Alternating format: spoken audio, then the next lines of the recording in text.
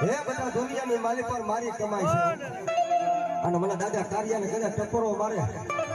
અને દુનિયાની માલિક પર કદાચ અને આગળી સીધે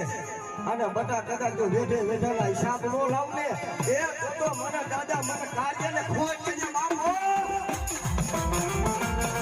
આ મારો હુકડા